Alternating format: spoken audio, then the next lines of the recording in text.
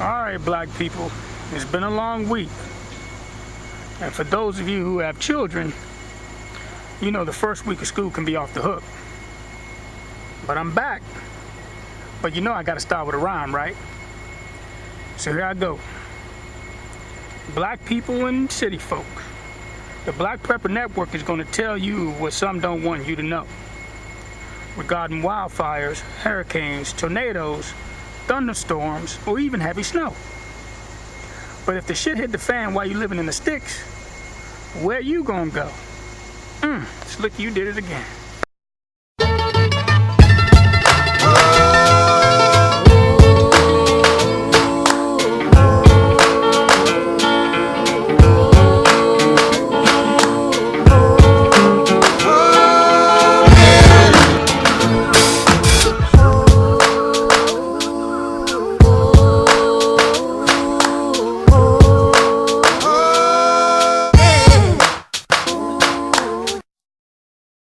Now we move on. At this moment, some 50 separate fires in 10 states are burning tonight. Wildfire experts declaring what is called a level 5, something they've not done in 5 years.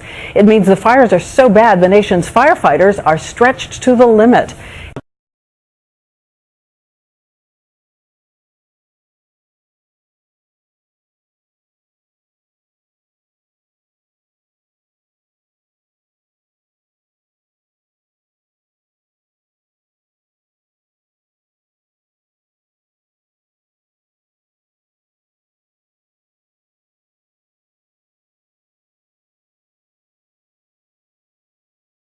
Now to the sudden and quick-moving wildfire that wiped out an entire neighborhood. Tonight, the devastating images from Myrtle Beach, South Carolina. Neighbors like this woman watching helplessly as the blaze rips through the homes there beyond the trees. 26 condo buildings, that's more than 100 units, gone. This woman on the phone as neighbors tonight gather in emergency shelters. ABC's Steve Osensami has our coverage from a community in crisis tonight. The families who lived in this large condo and apartment community in Myrtle Beach were just sitting down to dinner. I ran and started banging on doors to the buildings that were on fire and trying to get people out. All of a sudden last night, a brush fire that firefighters were struggling to contain in the woods nearby was spreading to their homes. The high and dry winds helping to move the flames across a road. 26 buildings and more than 100 units were burning to the ground, and people here were running for their lives. By the time I got my child and my 2 animals out that I could save, and my cousin downstairs, by the time we backed out, the condo right past me was already gone, and it was going up the back steps of mine. Dozens of families lost everything.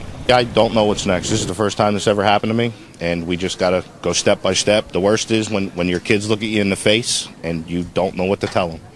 You know, you don't have an answer.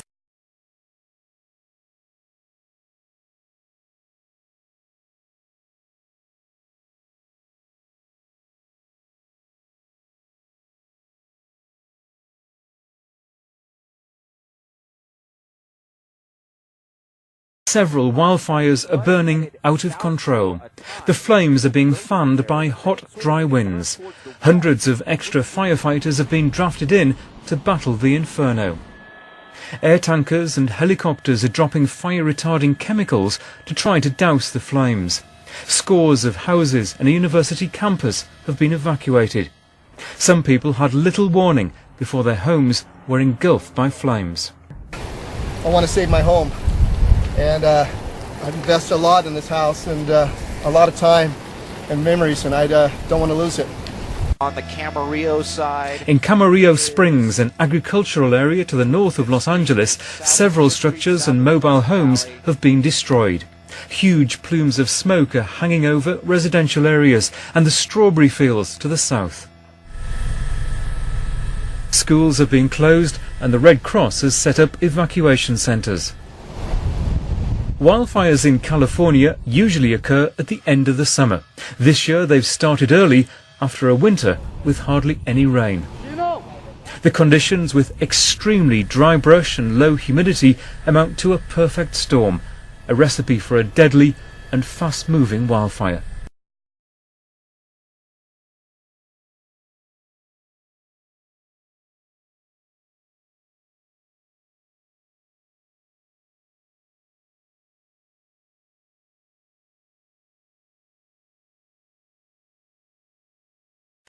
In California, the worst of the wildfires is burning in rugged terrain near the Pacific coast west of Los Angeles.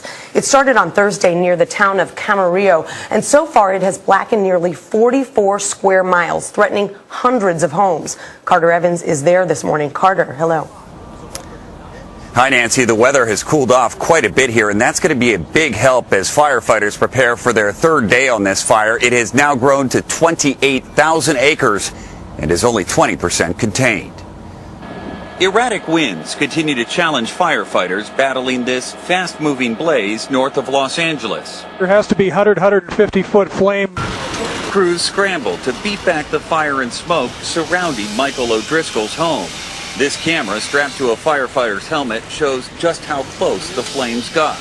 100 feet, 1,700 foot, just my giganzo flames. But they're there, and they won't let themselves go down. They weren't so lucky on Thursday when the fire engulfed this RV park. Our wives were home watching the coverage on TV. All of a sudden said, oh my gosh, they're showing the RV lot and it's on fire. And of course then we can start, propane bottles start popping. And late Friday, another tense moment when a new brush fire broke out right in the middle of a densely packed neighborhood near Glendale. They have all lanes shut down because you can see that smoke laying across the freeway. But with low winds and rising humidity, ground and air crews were able to quickly knock it down.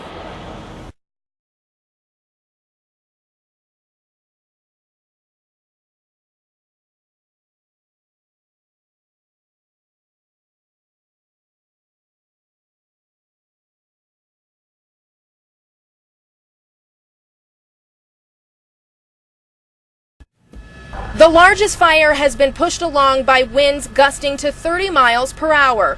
It started in a Colorado Springs subdivision.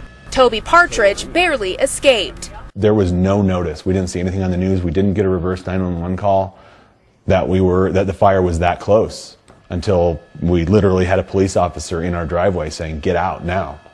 The fire has spread so quickly, Sheriff Terry Makita can't guarantee everyone got out. One of my worst fears is that people took their chances and it may have cost them their life. Another large fire is burning near the Royal Gorge Bridge Park.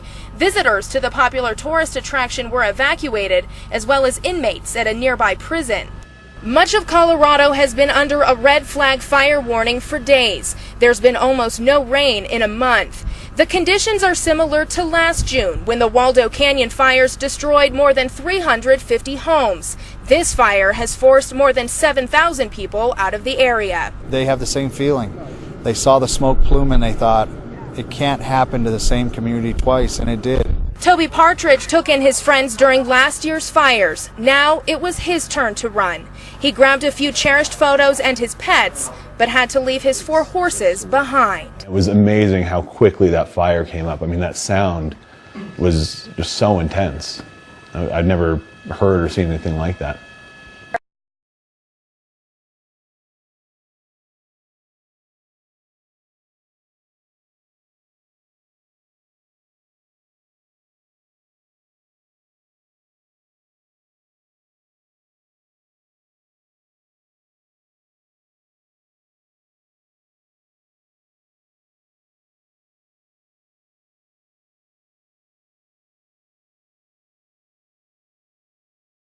Firefighters in Colorado are making progress battling the most destructive wildfire in that state's history. The Black Forest Fire near Colorado Springs has destroyed nearly 500 homes. It is now 65% contained. Manuel Bojorquez is in Colorado Springs. Manuel, good morning.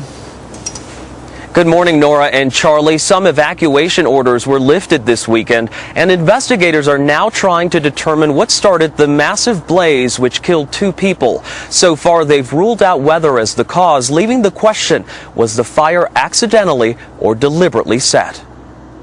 This is a crime scene until proven otherwise. Investigators are considering arson as a possible cause of the Black Forest Fire, which raged for 6 days, burning through 22 square miles north of Colorado Springs. But even though the giant plume of smoke no longer hangs over the area, El Paso County Sheriff Terry Makita warns the fire is not out. We have fire in there. We have down power lines in there. We have trees falling. This weekend, Daryl Fortner returned to his home and found nothing but a chimney still standing. He shot this video. I couldn't believe it. I didn't want to believe it. Fortner was out of town when the fire erupted. When he returned, evacuation orders were being enforced. I was really mad at the authorities for not letting me into my house, but I want to thank them from the bottom of my heart for not letting me in, because if I had got to my house, I would have stayed there. There is still no timetable on when those in the hardest hit areas will be allowed to return. The sheriff also told residents he is trying to protect their properties from vandals. 4 burglaries have been reported.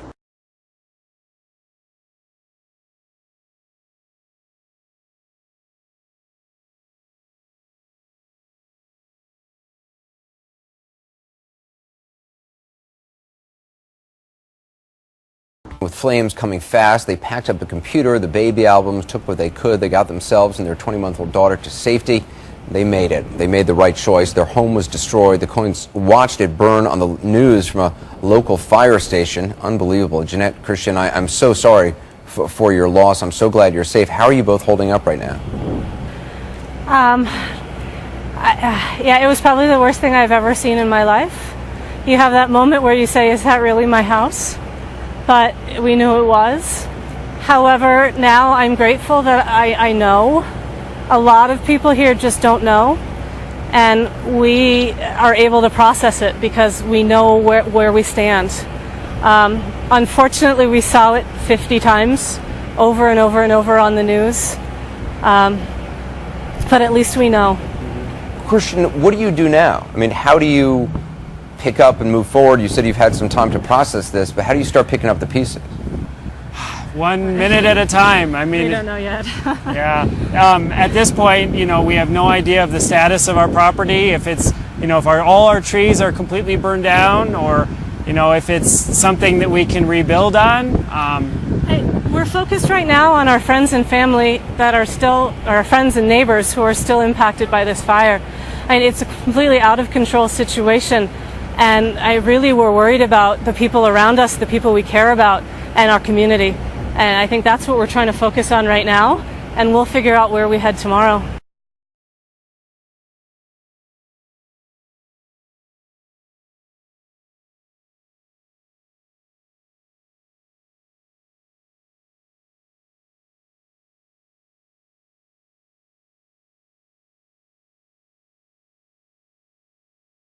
Wildfires raging out of control right now in Texas. Hot, windy conditions are driving these massive fires. One in Fort Davis already has destroyed 24 homes. Joining us now, firefighter Jim Fowler, a spokesman for the Fort Davis Fire Department. How did this thing start? Do we know? John, we don't know the actual start. The fire started in Presidio County, our neighboring county to the southwest. But we've not had time to investigate the origin. And how much ground has it covered so far? The estimate at this morning's briefing was 80 to 100,000 acres. The fire line is... Sorry, go ahead. Well, excuse me for interrupting. As I understand it, you have very little containment so far.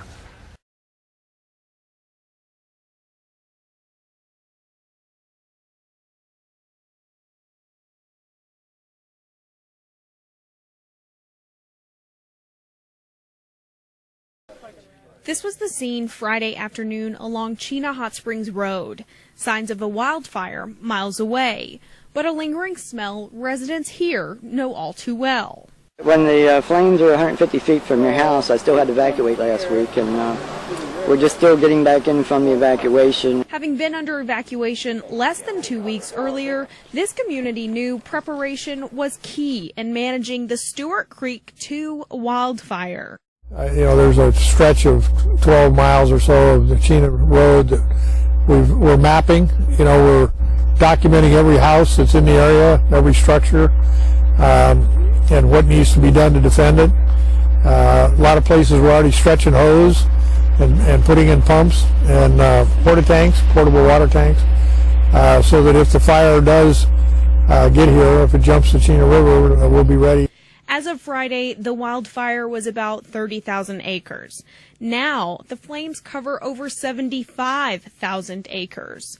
But before the winds picked up and carried the fire north, dozens of public information officers and firefighting crews were on hand to keep the community at ease. They're prepared for this when they get people out, and they get better each time. It's just amazing how much work that the firefighters put on your land, putting the burn piles out. While volunteer fire departments from across the state and the lower 48 traveled to wait on the front lines. It's the Alaska way. I mean, I think folks up here live that creed and that motto up here, and so I think they're probably gratified, but I don't think they're surprised because that's the way it's supposed to be up here. It is an effort by over 600 people who are working around the clock to see those affected by the wildfire get back to their homes. Victoria Taylor, your Alaska Link.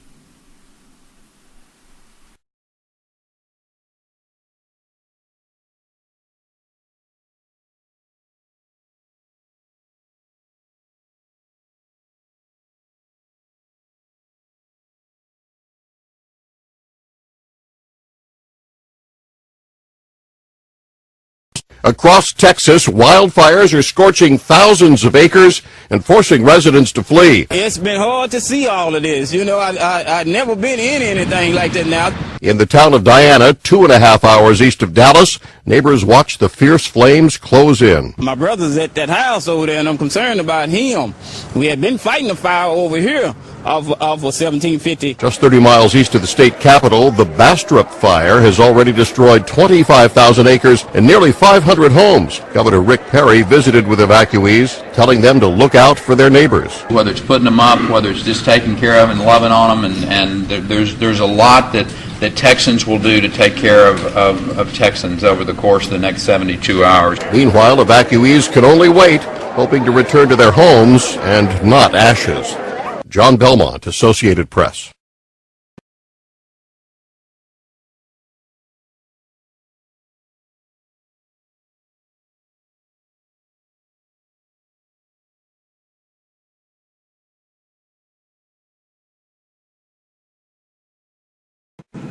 A frantic rush to escape. We've just been given this mobile phone video. Yeah, this fire is absolutely out of control. It was filmed as the inferno closed in on Sunday. That's a house fire, that's a house fire. Pat Bernard, who got out just in time, showed me how he captured the moment his hometown was destroyed. The oh my entire God. town is on fire. It just spreads. Propane tank is still burning. At first, the blaze picked out a few individual houses, and then Pat turned his phone to reveal the nightmare of how much of Yarnell was engulfed by flame, and nothing could stop it. I got my family out, and I watched house after house explode. We saw 40 cars and propane tanks explode, pop off, blow off, and cars, barbecues were exploding. And my son and I stayed till dark and watched dozens of houses burn to the ground.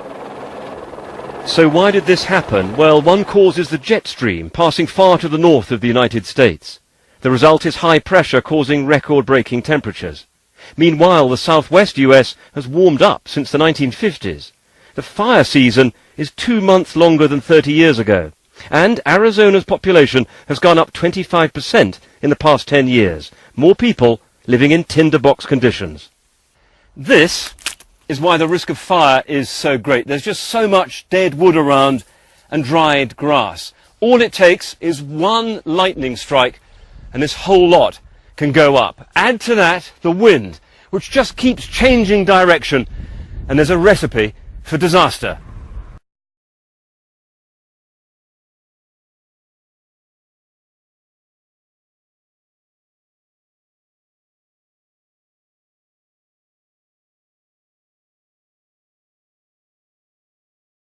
Highway 75. These are live pictures of flames about 2 miles south of the town of Haley. Several areas in between Ketchum and Haley are evacuated, and the sheriff's office is busy tonight, adding homes and streets to the list of mandatory evacuation orders. At last count, there were 1,600 homes evacuated, and since then, the number of evacuation orders has only gone up. The towns of Haley and Ketchum are under pre-evacuation orders. And the fire made rapid progress tonight. And new tonight at 10, we've learned that the National Guard is on its way to help. We've been covering the fire's quick move toward Highway 75 live all afternoon as the flames and orange smoke cover the hillside. We broke into programming before 4:30, and since then, things have been developing very quickly. Here is a look at the area we're talking about. The Beaver Creek fire is between Haley and Ketchum, west of Highway 75. It has now burned 100 square miles. That's slightly larger than the size of Boise, Meridian, and Star combined.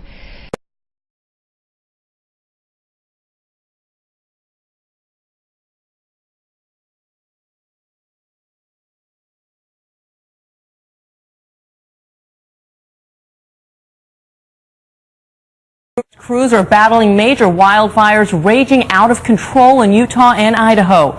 Two of the blazes near posh communities that are holiday getaway spots for some of Hollywood's biggest stars.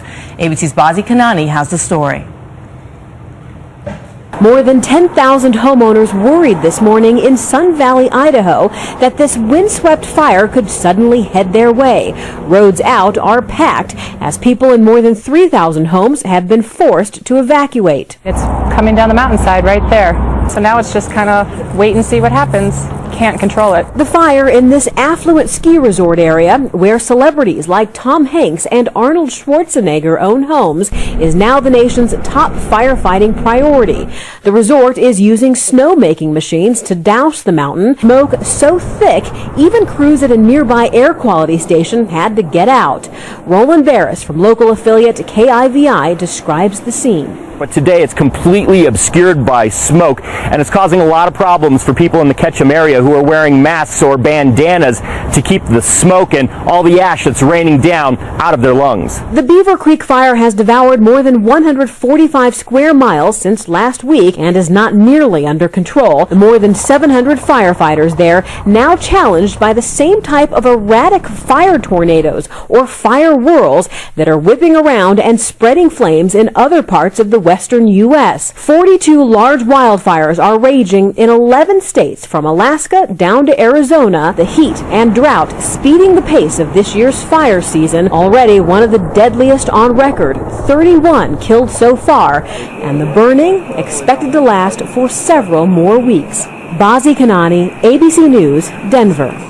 The wildfire preparedness level in Idaho has been raised to the highest level for the first time in 5 years. That as more than 1,200 homes remain evacuated due to the sprawling Beaver Creek fire.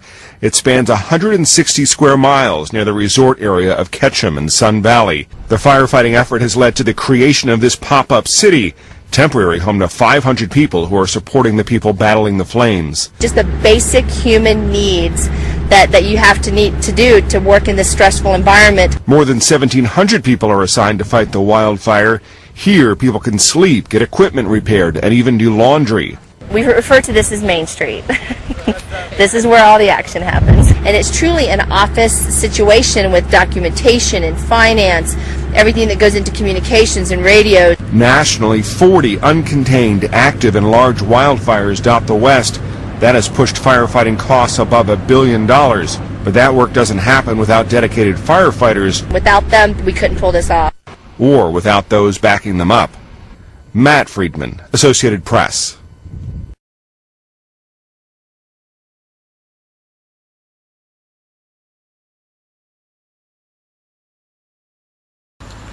So black people and city folk, if this video hasn't convinced you to stay in your own communities and build them up, don't worry, we're going to convince you eventually. But you know it doesn't make any sense for city folk to run out in the woods with fantasy preppers trying to build something you weren't willing to do in your own communities. That doesn't make any sense. It's time to get real, black people. Spend your time and money fortifying yourselves and your communities where you are. Prepping for the woods is a waste of time. You want to know why? You won't last long. You are the masters of your own cities. Believe it or not, you are. And I'm going to show you how to get that reluctant relative, friend, church group, or tenant association to prep for your communities. Because I'm tired of hearing about you can't reach people. It's easier than you think. but you just need to have the right tools to do so. And I'm going to show you those tools. Because right now, those that are living in the sticks, when disaster hits them, they're getting all the funding. All of the funding. But the time is coming, guys. And I'm telling you, with all serious, the time is coming when the first will be last. And the last, us poor city folks, will be first. Trust me on this one. Get ready, because they're coming. Start to make your community strong, black people, or you will be a stranger in your own city. These places with annual wildfires will not be considered safe zones. The government will not waste its resources on these people. I mean, think about what I mean by resources for a second. Let me give you a little nugget. Over 50% of our fruit and vegetables come from overseas. There will be no imports. Black people, I want your minds in the game. Do you know why the welcome video to the Black Prepper Network features two of the best games ever made? Settlers of Catan and Monopoly? Black people, I want you to think about your course of action if you decide to bug out to the sticks.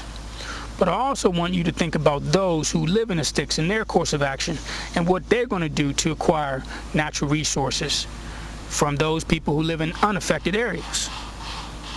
Now, I'm going to ask Savage to double down on what I said, because he's located and works in areas that do have these wildfires, and he will have more knowledge on the impact and migration of those affected by wildfires right now, because there won't be any rebuilding doing shit hit the fan, trust me. So, going forward, there will be updates on natural hazards as it relates to BPN's video, How to Prep. I thank you for watching. Please, ask us any questions and leave some comments. This was another home run video. Hit it. Oh. Right there. Nobody gonna tell me that wasn't no base hit.